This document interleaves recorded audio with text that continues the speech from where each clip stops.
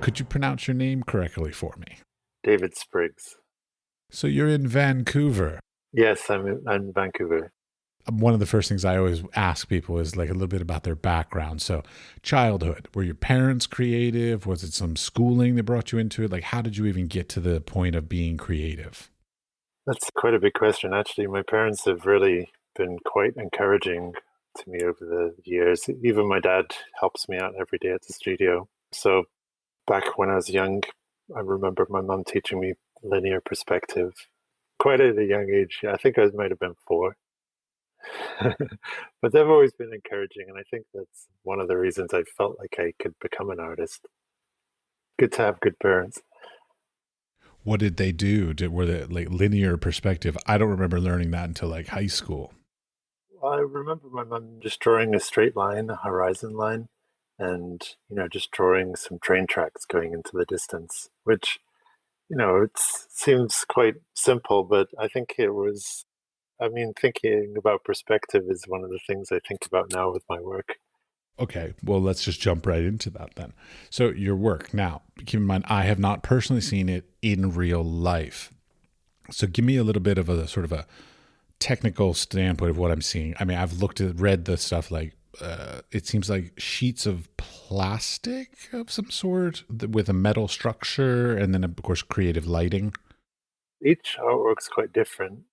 Sometimes I've used plexiglass, sometimes transparent film, sometimes glass. Each project, I choose the material to whatever I think would be best for the subject matter.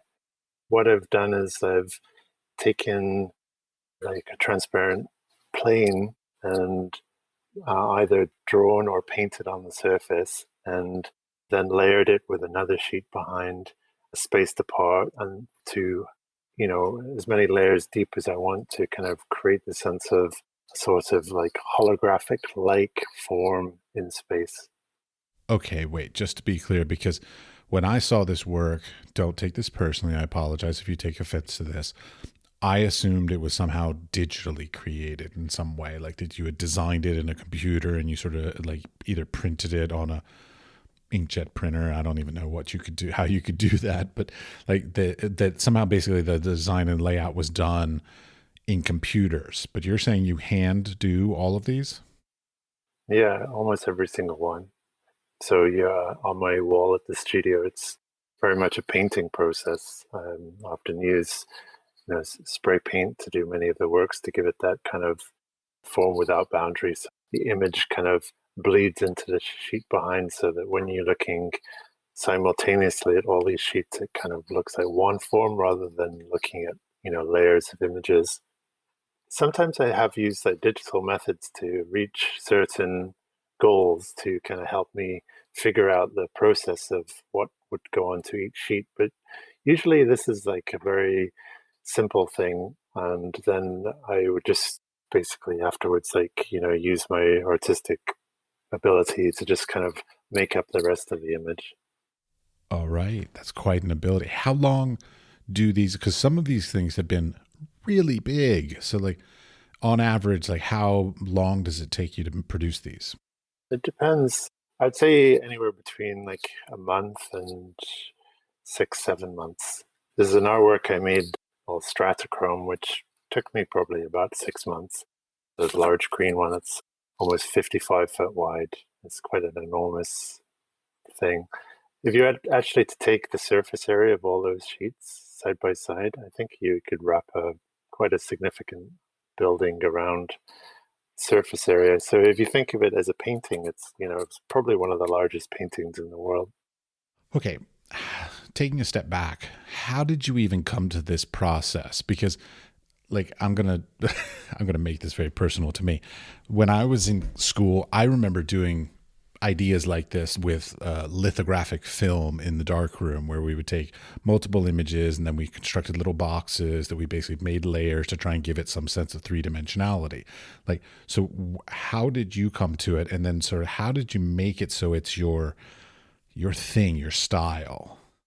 Well, I've come more from a painting background. I used to like to do kind of more traditional like oil painting.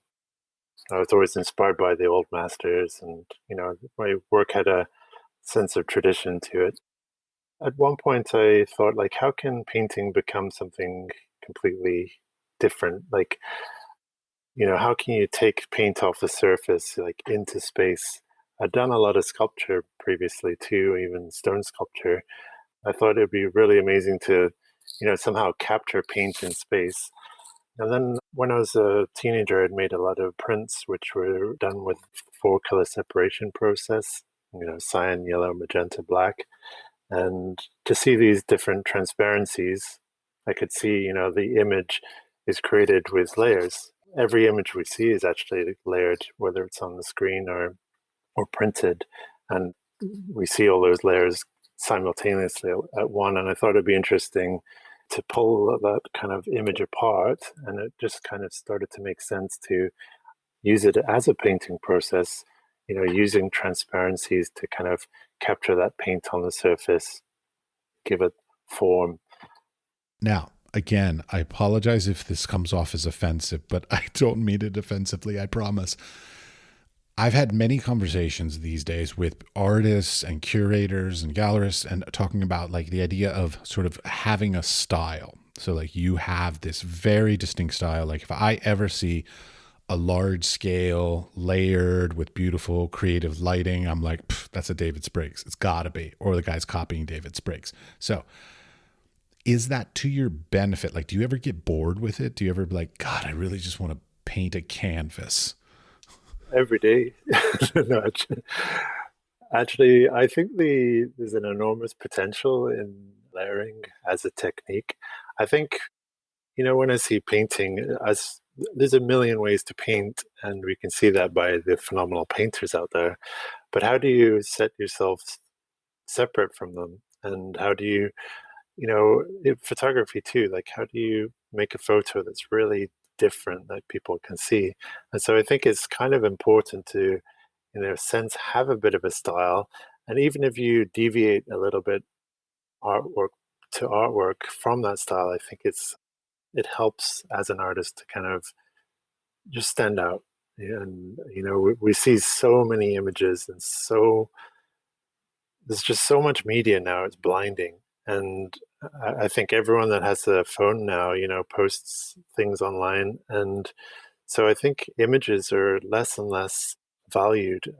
Imagine back in like Renaissance times, you go to the nearest church where most of the paintings would be, and people would probably spend as much time with these paintings as we would spend with a movie now.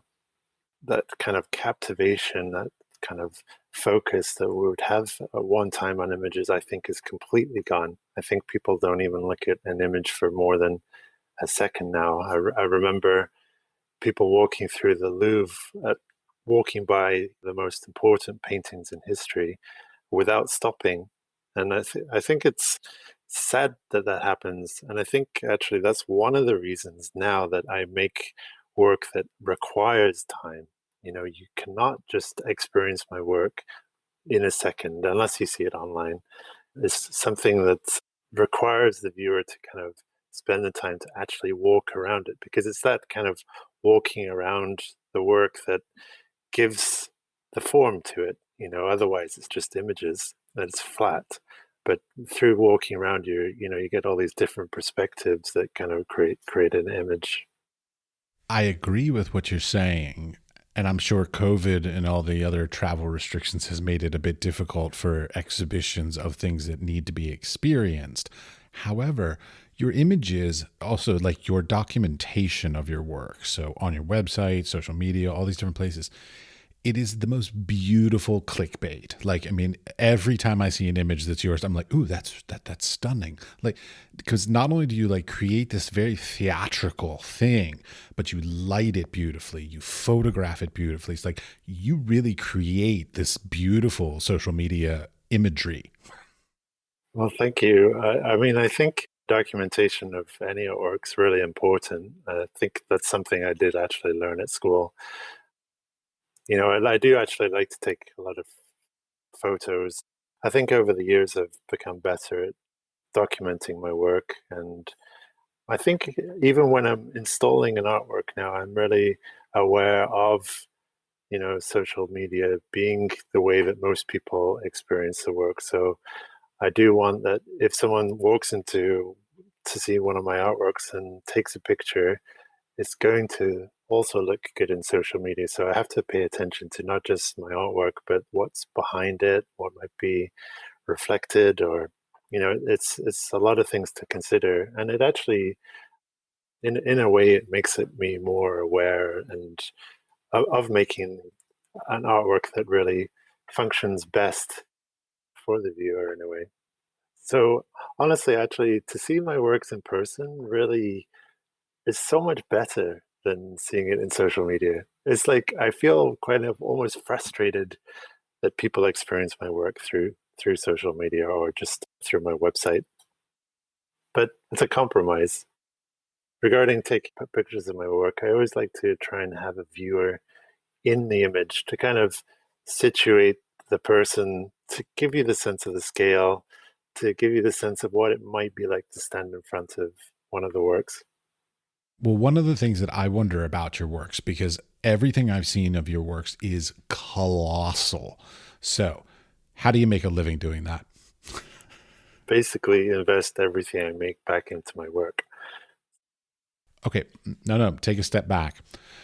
So the works are huge. So I mean, it's not like somebody with an apartment's going to buy one of these. Like, so your market is a very niche market because it's going to be an institution, or it's going to be somebody with a massive collection, or somebody that can store this thing somewhere. I mean, so like you've got I'm assuming people can buy them, but then, or are you commissioned to do them? So basically, are you paid in advance to produce the things? Then it sort of just goes into a collection or whatever. Like, so how does that sort of happen? Well, usually I try and think about what I want to make. I have ideas for lots of artworks that I want to make in the future. And most of the time, I don't really want to wait for someone to just say, here's some money and make it. So I usually just make it. I find the materials and just do it. And then a lot of the exhibitions I've had are nonprofit. I might make something huge, but it's quite often just self-funded. I do obviously sell my work too, which allows me to do different things. Sometimes I receive grants from the government, which allow me to do different things, but I don't usually want finances to restrict me, because I think if you wait for something your whole life, you'll never do anything. And you don't always need a lot of money to make things. You can do some amazing stuff with just a single can of paint and a wall. It's just what you decide to do with that time. I think time is more valuable in a way. I agree, but I'm always sort of riding that balance of like, how much money do you put into something and how much money do you have to spend on something?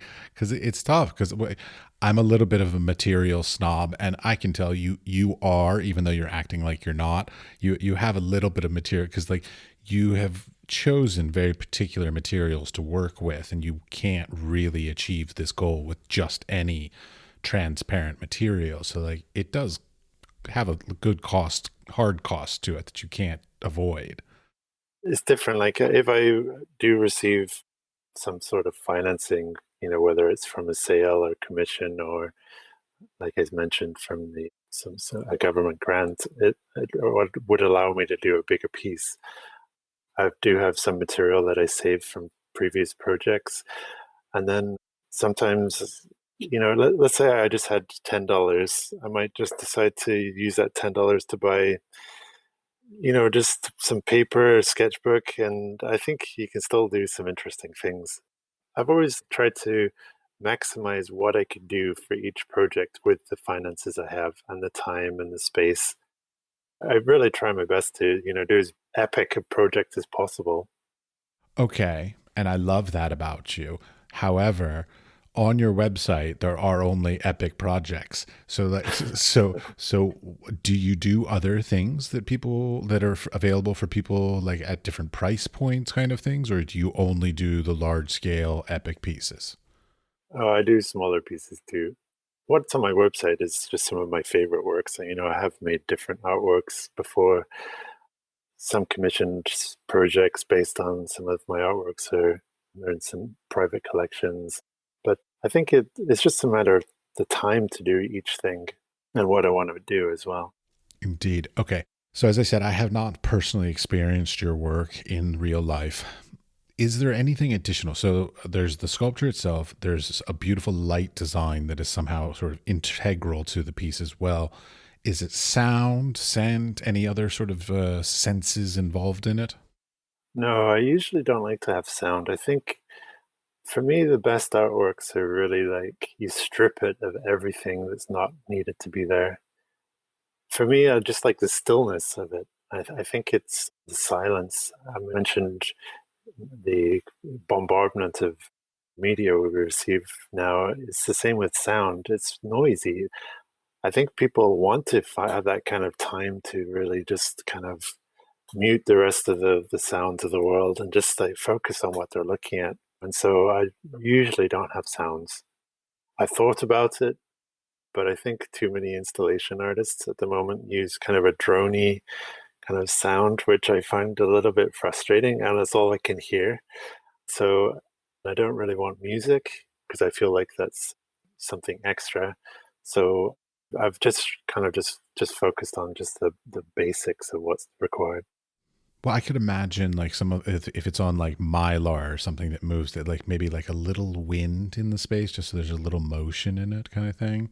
Yeah, there actually already is a little bit of motion, just people walking around the work, just the that kind of subtle effect, and there's a little bit of reflection. It gives a nice kind of little glimmer, and just that kind of slight vibration of the imagery is quite nice too. All right. So you're making these monumental works. How do you store all these? Are they all sold, or do you have like a storage bin, like a container holding all this stuff? Some of them are sold, and then other ones, actually, the large scale installations, I can roll all the film together. So it's collapsed significantly to a much smaller space. Storage is always an issue, though. I think it's for any sculptor out there, they understand the complications of it. Indeed, yes. I mean, I'm thinking like so you said, some of these pieces are glass as well. Like, what about transportation and all that kind of stuff? Yeah, that's definitely an issue, especially for the larger pieces. Usually, I don't like to send things unless I absolutely have to. But the large pieces, like the installations, which are on the transparent film, travel really quite easily. So I'm not worried about that. Just the general art shipper is fine. You're assuming we all can just afford art shippers, but that's fine. They're not cheap. I've used them. They're lovely. They're amazing. They do a great job, but boy, they're expensive. Yeah. But usually, if I'm sending things to somewhere, it's usually the gallery or the museum that would foot the bill for shipping. So I don't have to think about that. I understand that as usual per people who have museum and gallery exhibitions. That's good. So speaking of that, so you have and have had gallery representation. I'm always fascinated because like in my career, I've been doing this for over 20 years now, and I've only had like one gallery, and it was kind of a joke. So like I'm not even going to equate that. So like how did gallery representation come about, and then do you have any like good stories, bad stories about sort of the experience of being a gallery artist? I've got good and bad stories. Must got to be hesitant and careful what I say. It's really difficult to talk about galleries. I've been screwed over by some galleries, which I think artists have to be careful about. I think being an artist is kind of a risky profession because it's like you quite willingly, want to show places, but especially as a young artist, you've got to be quite careful. It's very easy to be taken advantage of. And so it's better to sometimes not exhibit somewhere than to jump into something. Okay, could you be more specific on your screwed over stories? Because a lot of people a lot of young artists and even, just general naive mid-career artists such as myself might be like, oh, a gallery wants to represent me, amazing, and just sign it. Like, great, I want to be able to say I'm a gallery represented artist, or if you want to buy my work, go to this gallery. Like, it's a great thing to be able to say as an artist. I think one thing that no one ever talks about, which is something that needs to be mentioned, is that as an artist, you've got to make sure that you get money up front for something. If it's a commission, you've got to ask for your 50% or whatever your commission rate is, because sometimes people don't pay, and it's not good. It can really put some financial strain on you. And also some galleries don't pay either, so you have to be also careful there.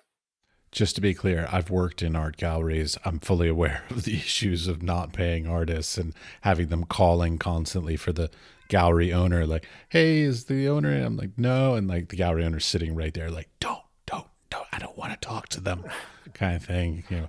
So I'm fully aware of that does happen. And it's very unfortunate. But I mean, to a certain extent, that happens in every business. Like, I've also worked at warehouses that don't pay their suppliers. Like, so like, it's not unique to the arts, but it does put more of a financial strain because we're, for lack of a better word, we're like small businesses. And so like every penny counts to us.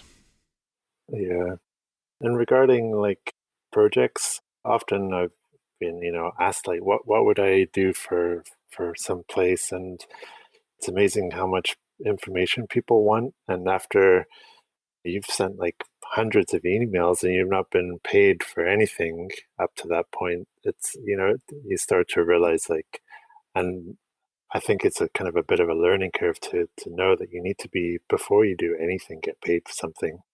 And a project's much, much more likely to happen if someone's already put down some finances so that they're kind of locked in and invested some way before commencing. And, I've done negotiations and talked about a lot of different large scale projects for places which have all fallen through, unfortunately.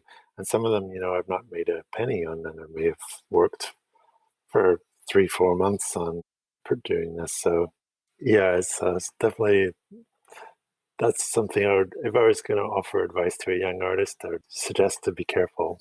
I'll ask you for advice at the end also, but what I mean, but it's hard because a lot of the creative field is trying things, having faith, being willing to, like you said, like do some nonprofit exhibitions, things like this to sort of build your CV, get a better name, maybe meet some people, because like you do an exhibition at a nonprofit place because the curator is somebody who then might open some doors for you somewhere else, or things along this line. So like we as artists sadly end up doing a lot of not like free work, but basically we put a lot of effort up front for a hope and a prayer that things will work out in the long run.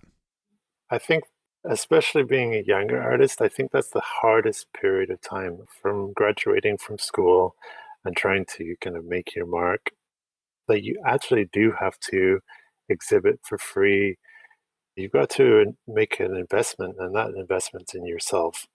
And even as later in life, it's like you have to kind of find this balance between spending a lot of time doing the social networking or everything else that goes into being an artist, and then actually making art. So in my mind, I've actually divided is the art market, the whole aspect of selling and dealing with galleries, or just dealing with people in general, the kind of the profession of it. And then there's art.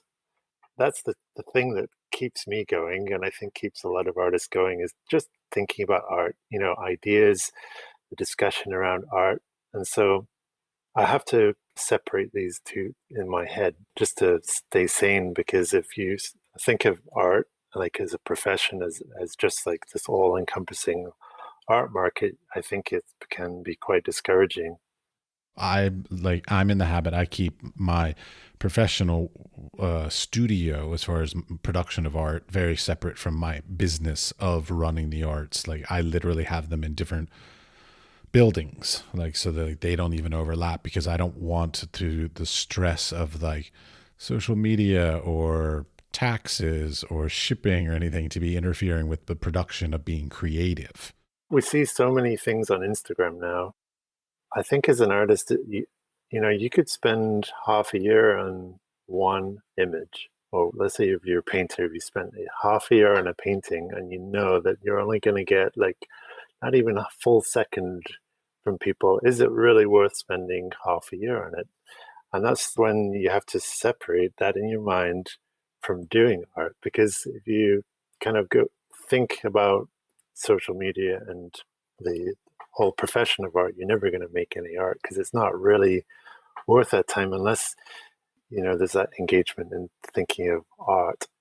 Well, I run into this every now and then because people say, like, I've had collectors on the podcast and they keep saying, I really love seeing the in the studio behind the scene videos of the making of the art, not just like finished pieces. And I'm like, yeah, but when I'm in my studio, I screw up on so many things and the place is a mess. Like, I don't want you judging me for like the way I do my shit. I just want you to judge me off of my finished works that worked, the successful ones, because of course I have a lot of things that fail. So like a lot of tests and a lot of like, oh shit, I just overworked this thing or whatever. But it seems like because of social media, like you said, there's this speed that they want new things on the content every day or every week. And some of us just aren't that productive. Well, I think that what social media has done to art is made art more of an entertainment. You know, 20 years ago, I think the art world was less large. People that have really just like studied art or, you know, are somehow in the art world somehow. It's not the general population, but I think the general population has become part of the art world now. And so we're seeing how, you know, popular votes, whether it's the number of Instagram likes or followers, influencing how much something's worth. Artists now that might have like 150,000 followers might be regarded as better artists than an artist that might be profoundly amazing and that only has 300 followers. It's kind of like almost like attaching a dollar value to something, and people are deciding through the dollar value that something's better. So I think we're finding like a change in the art world because of this kind of influx of just basically everyone into it. Oh, I think it's dumbing down the general overall quality of work, because it's gone to art by committee, more or less, because it's just said like, hey, everybody, is this good or bad? And it's just like, okay, whoever gets the most hand raises wins, the most likes, that's the theoretical winner. But that's not how art should be made. And personally, like, I'm really snobby about it. Like, I don't think it is the right way for it to be. Don't get me wrong, I think that the existing industry around the art market is also slightly broken in many ways, with the gatekeepers of the curators and all this kind of jazz. Like, that has its own set of problems also, but I think that social media has just sort of basically added another problem to the entire industry. I think this over the years, the white pedestal with an artwork on top, or the museum space, the picture with the frame, for example, is an indication of that artwork's worth something and it should be looked at. So that pedestal that the art world created for itself of culture, I think, is kind of being eroded quite quickly. We're seeing art becoming no more valued than some other things now, and no more discussed than something else. And so I think, if anything, it's that breakdown of prestige that kind of allows that kind of extended critical thinking on something. That's what's being eroded. Well, it's also becoming a bit of cult of personality as well, like where these artists and people on Instagram and social medias are brands more than they are, so they're almost lifestyles of artists than artists themselves. Like, if we look at what's the most popular artist today, let's say someone like Ai Weiwei, who's a brilliant artist, I don't think anyone could really critique. I'm sure there's people could critique him, but let me back up there.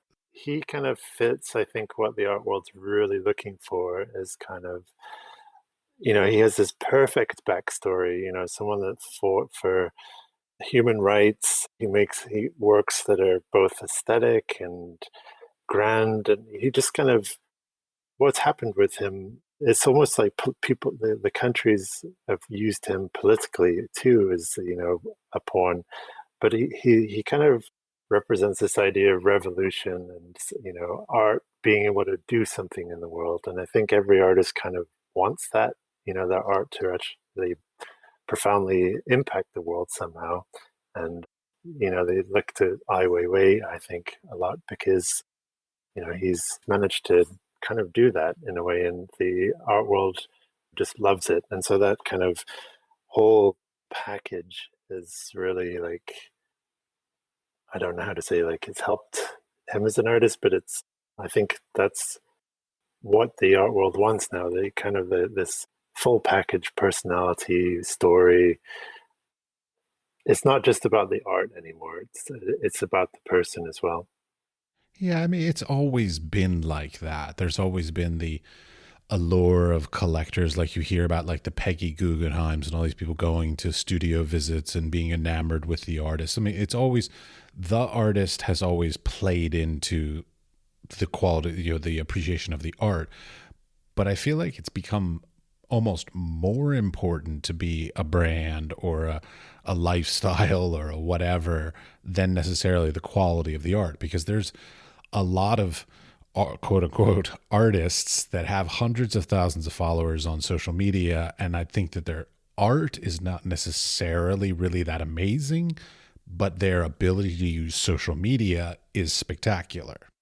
Well, we've just recently seen with these NFTs, like it just completely disrupt the art world. I'm sure that the whole industry is kind of a bit scared by it, actually, because you have these artists which really are not very good, a lot of them, but they suddenly are able to capitalize on this, getting same dollar value as some of the biggest, most well-known artists.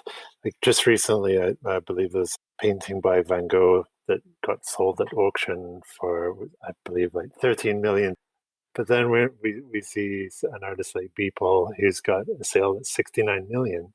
So we have a modern day artist that's way outperformed Van Gogh in terms of a sale.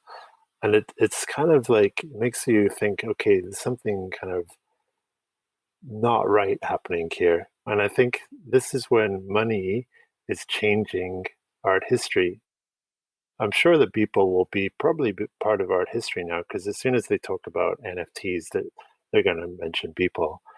And so he's kind of secured this like little position, which is really more about capitalism and like capital deciding what goes in art history than the art itself. I personally, like, I've looked into NFTs because I thought about like making some, obviously after I saw somebody sell one for $69 million. But to a certain extent, I feel like, yeah, I still don't feel comfortable producing them myself, A. But secondly, I feel like they're just another form of a branding thing, another form of a Kickstarter, because it's all about being popular, basically. Like the more popular you are, the more the value of your thing is. And like popularity is, because it's a digital thing online, it's all about online popularity, which of course I'm really bad at. So, to me, it's just like another thing for me to be bad at. Like, and beside the fact, of course, that I want to be spending more time making art rather than like publicizing my stuff through NFT websites or whatever else kind of thing like this. I don't even know how to do it. I don't understand it yet, but I'm looking into it. But I'm also a little dubious of it. I feel like there's probably some sort of shady, like money laundering thing going on there. I don't know. Totally my opinion. I have no proof of that. So, don't quote me on that. I think this influx of money into it, that reminds me of the like .com bubble. I think people are just excited about it because it's this idea that, you can make a lot of money without really having to do anything.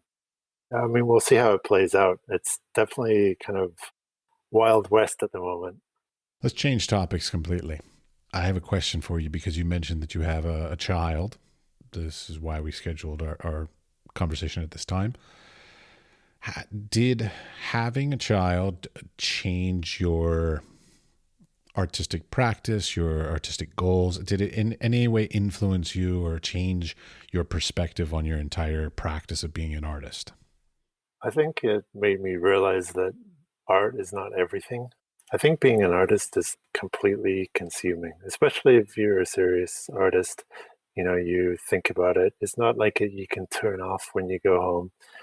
You go to bed thinking about it. You wake up, and it actually becomes kind of an sort of an anxiety that never goes away. And I think a lot of artists out there would agree that you never feel like you can make the best artwork, and so you keep making something new.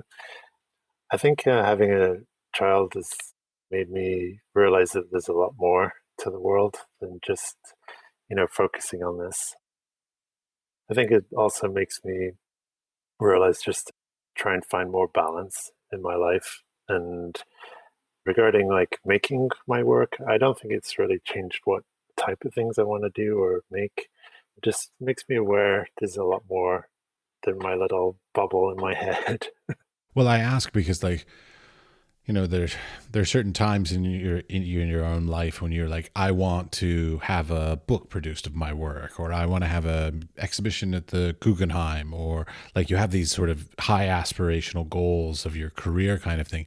And I hear a lot where like when people have children that suddenly the shift is less, let's say, about those lofty goals, and they sort of shift a little bit more to, I want to be able to provide for my children. Well, I mean, for any parent, you've got to provide. I can't invest all my money into just my work anymore. But at the same time, I must admit, I think having my daughter, since having my daughter, I think my career has actually got better, not worse. So I feel like thinking about other things other than art's actually been really good for me. Anyway, she's been such a positive influence on me. And it also makes me want to like really achieve something to show her so she could be proud of me. Oh no, I get the sense. Don't get me wrong here. Let me give you a little back on this. I don't currently have any children, but I'm planning on having children in the next couple of years. And I have thought about and talked to a lot of different artists about having children and stuff. And I get the sense that having children, while helping you find balance and maybe splitting your focus so you're not like 100% on art and you have no other side interests kind of things, but in the long run, I feel like it creates a balance that actually becomes, it may not be beneficial 100% of the time, but sort of over the long term, it actually becomes more beneficial to you because there's that balance of, I want to make sure to do something to make them proud of me. I want to be able to create some legacy that they can then potentially have money from, or whatever it is, kind of thing that drives you. That somehow that having a child or children ends up being beneficial. Well, exactly. And also that when you're at the studio working, you realize you've only got a limited time to do something. So then rather than just do this or that, you're actually working. Yeah, you dick around in the studio less because you have less time to play around and dick around in the studio. Exactly. Yeah, yeah.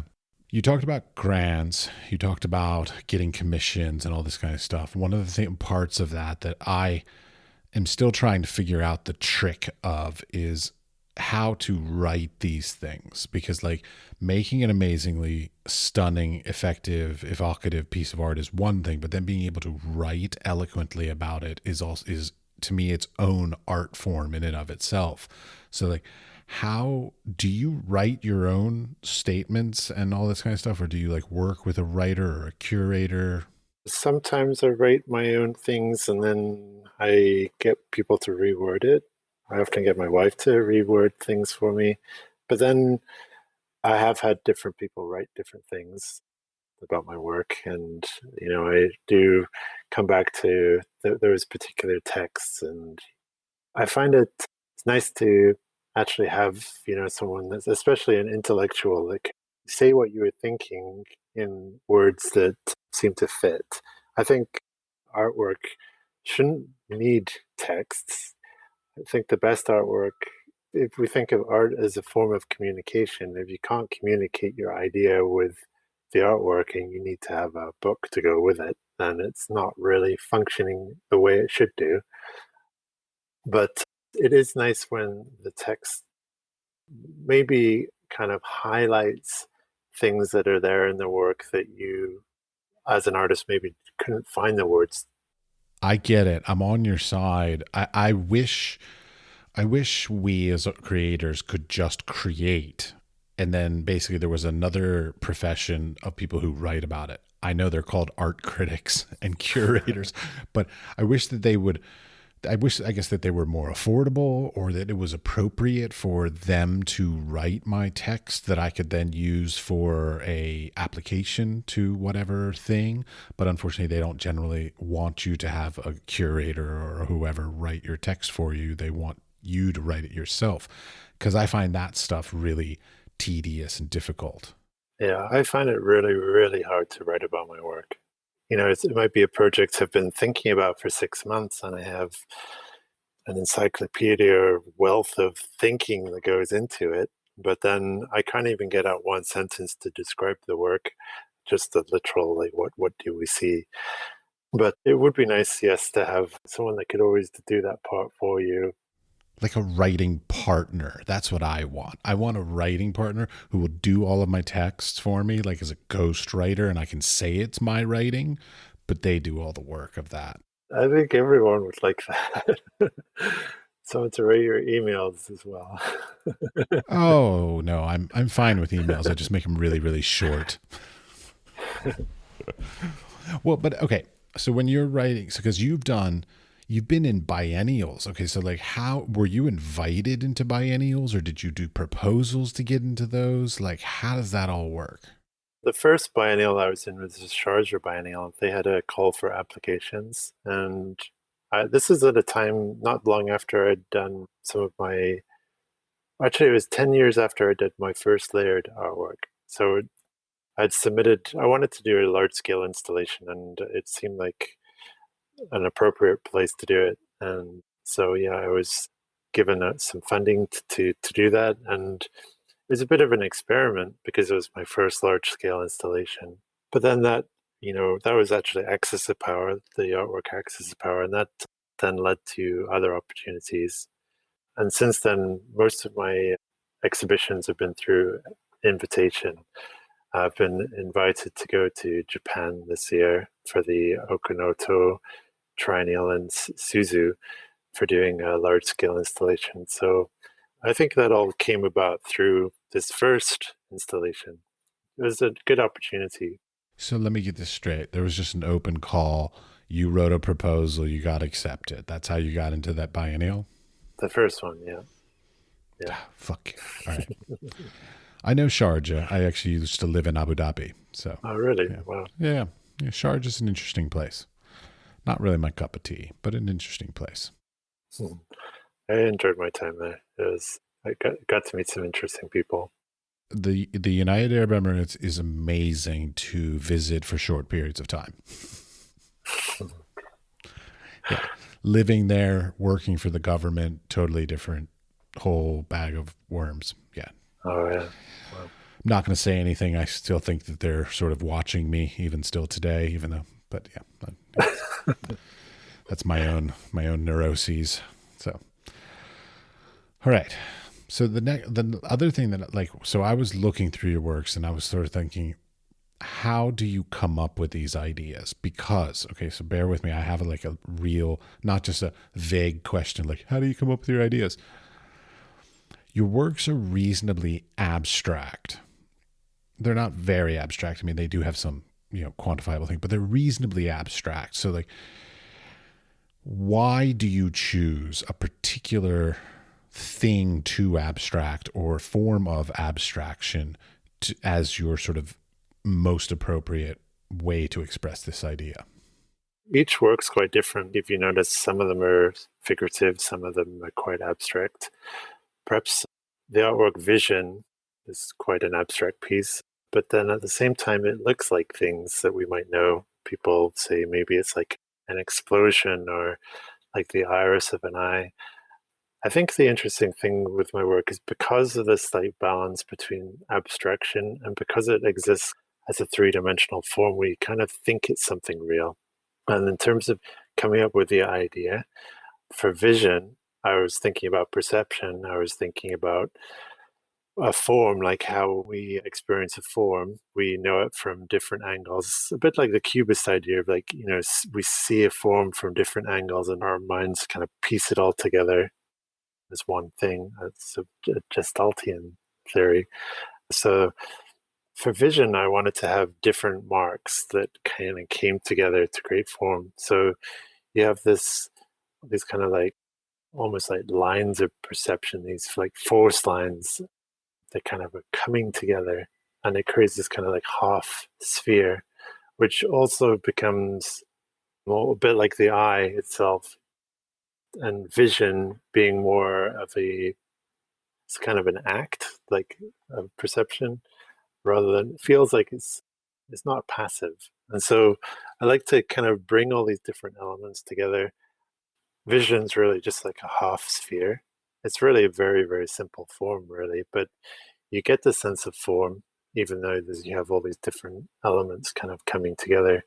And because of the lines that are kind of coming together, it kind of brings you into it constantly. And so as a viewer, you're kind of drawn into it, just like that play on different things.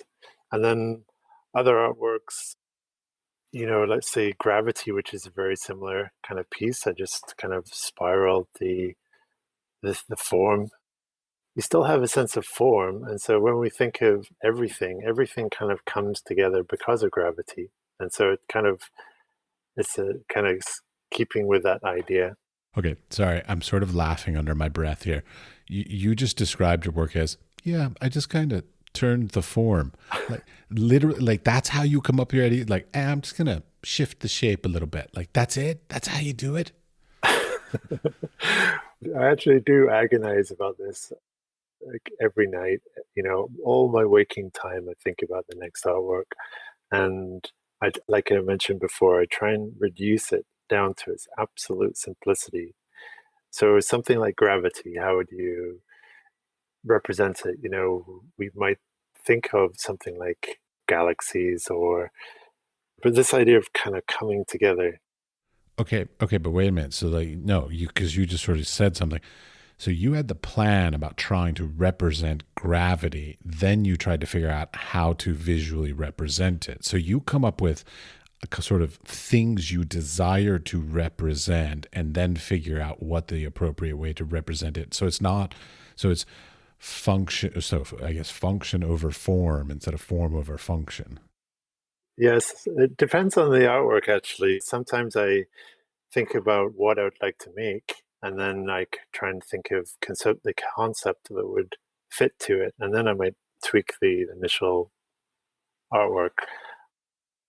One of the recurring themes of many of my works is the idea of power, and there's lots of ways to think about power. It's you can think of it like it's state power. You could think of power in like something being powerful, like as an image, or you could think of like military power or power of nature. There's all these different ways, like as forces.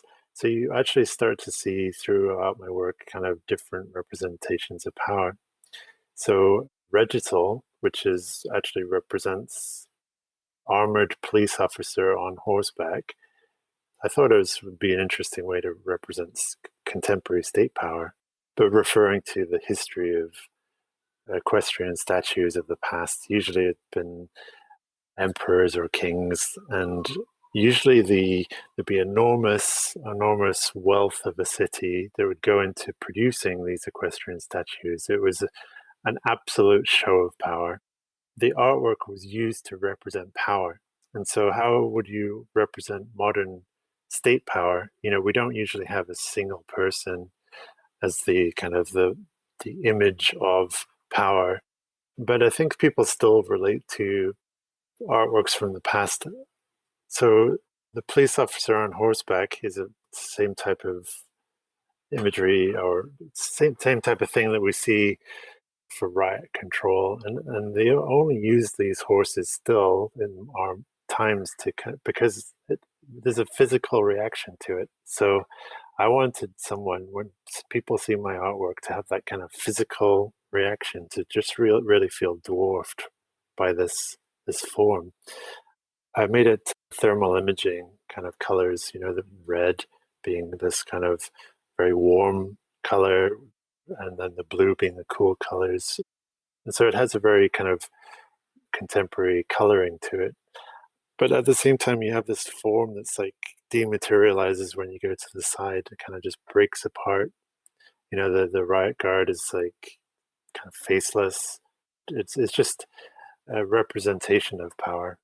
Well, you say that, and so it starts to make me think about the scale of your work also, because like when you work in these monumental scales, there is just a sense of power by the colossal nature of it, the dominant sort of thing in the space, the relationship of the human form to this scale that's much larger than us. But you also do smaller works that are more intimate in size, and I mean, I'm sure that then also still has some relation to the power of the viewer to the power of the relation of the work itself as well. Yeah, the smaller pieces have a different feeling. Like they're almost like scientific specimens, like that we kind of experience. We walk around it. The imagery that I'd usually do for these smaller works would be often quite different. And sometimes I would actually do smaller works as kind of maquettes for the larger works. And there's definitely a different sense to it, when it encompasses your whole peripheral vision, your entire field of view versus something that you have to kind of walk up to. There's certain intimacy. So it just depends on what I wanted to achieve. There's a series I did called Transparency Report, which were representations of bags that look like they're in X-ray, something we might see at the airport. So they're very intimate. They're quite small. They're like human scale, life-size bags. But when we go up to them, we start to see like the small little things inside. The hairbrush and one of them, and you can start to determine who this person is. So they sort of become like portraits of people just through these possessions. But the broader theme of them is actually surveillance. Again, state power. It's the bigger context here being surveillance is more important. And so through, even though these artworks are very small, they've become about something much bigger. They wouldn't actually work very well being huge installations. I think that because they're small, it functions better. So I always decide which pieces should be small and which should be big, depending on what the subject is and what I want people to get from it. All right. I'm reminded when I look at your work of some of I think it's the newer work of Idris Khan. I'm always interested, like, do people who work similarly know each other? I don't know Idris. You don't know Idris Khan? Okay, that's fascinating. No, that's good. I've seen some of his works just online. He did painting for a long time, and he did photography for a while in his early career. But about 5 years ago, he started doing layers of text on glass that were creating these very explosive-looking things that have a strong similarity to some of your works. And so that's why I was just wondering if you're aware, because when I was in school, I remember I did this work that I was so proud of. I was like, oh, look, I came up with this really cool technique. It's really great. I love what it's doing. And my teacher just turns and goes, oh yeah, Robert Heineken did that in the 1960s. And I'm like, fucking God damn it. I thought I was being so imaginative and creative, and fucking somebody did it 40 years before me. So I'm always interested about like who we know about and what influences us or how we're connected to things. I have seen Mr. Khan's work.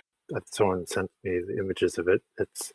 He's doing something different just because it's with layers. It's not something I can own, let's say. But I'm interested to see what people do with layers. I mean, I think of it as a kind of a new form of thinking, a new way of representing something, which, there's so many possibilities. People have used canvases for so long, and you can't imagine one person that painted on a canvas originally then saying, "Hey, you can't paint on a canvas." That's what I do. Just come to learn of the differences in it. I think that we'll see a future of layered work. I'm excited to see that. I just hope that people have seen my contribution to that. Just to be clear, you were doing it, as far as I can see on your CV, prior to him doing the works on glass. So you were first, as far as I'm concerned. My first layered artwork was actually in 1999. Yeah, no, his for the first layered piece I saw of his was like 2013, 2014, something in that range. So There's been an interesting history of people doing things in layers. The more I've looked into it, learned that Robert Rauschenberg did a series on with lithographs, which were kind of interesting. But I actually didn't come across them until probably 10 years ago. I'm really trying to push his kind of creating a new kind of way of thinking, like different than thinking in photography or drawing. It's like thinking of it as a space, thinking of it as kind of a new form of perspective. When you think of linear perspective, that was an invention way back, and people would represent depth through lines going to a horizon point, like my mom taught me about.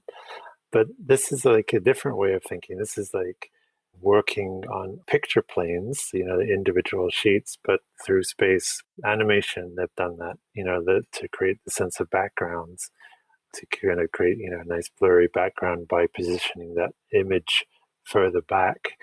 We've seen layers in theater, to create, let's say, an ocean look like it's moving with different layers of water.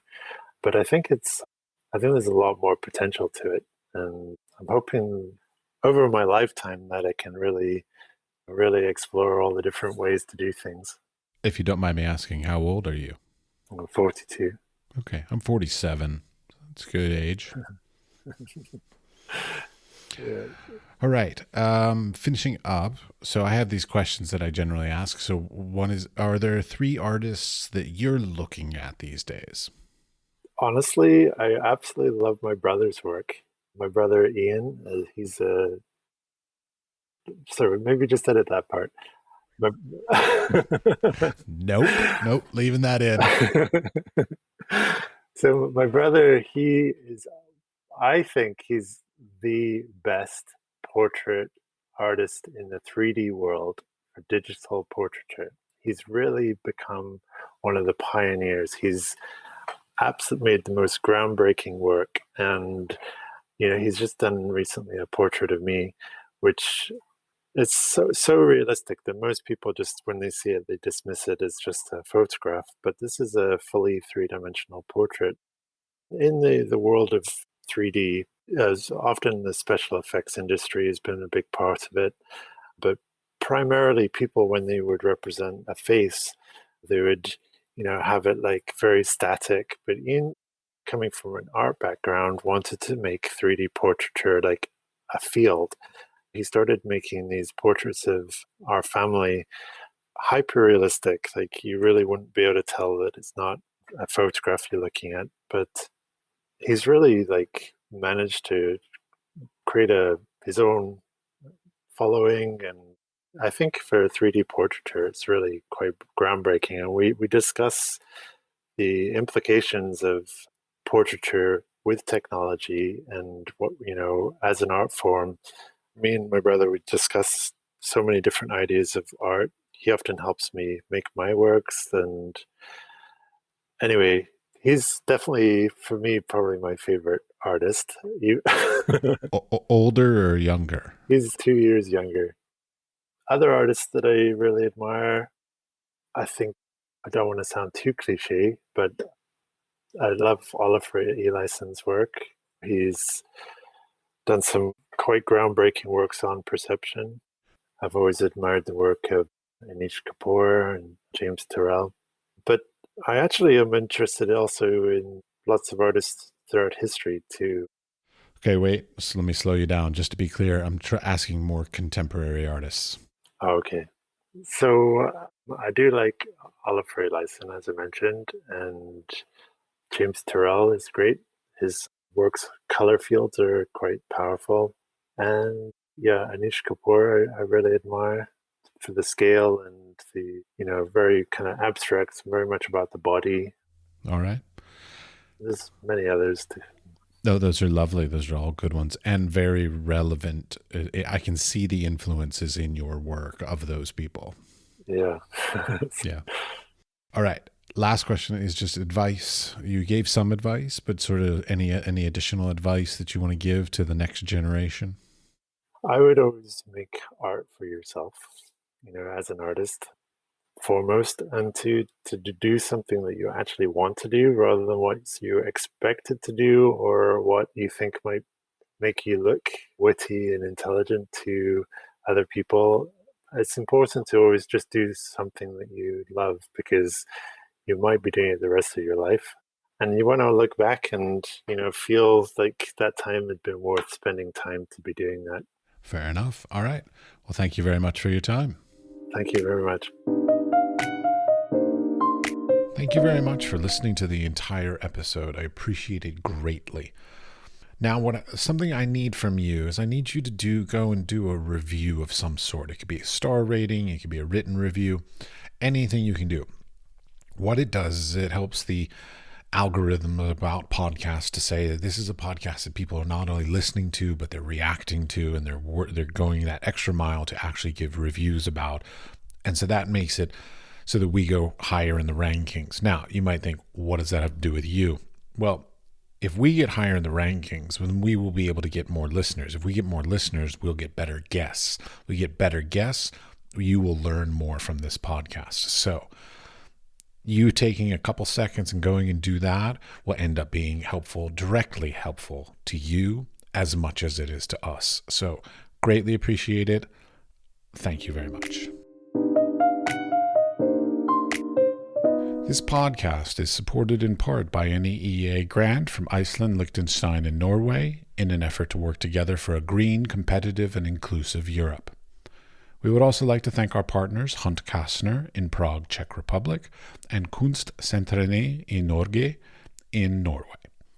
Links to EEA grants and our partner organizations are available in the show notes and on our website, wisefoolpod.com.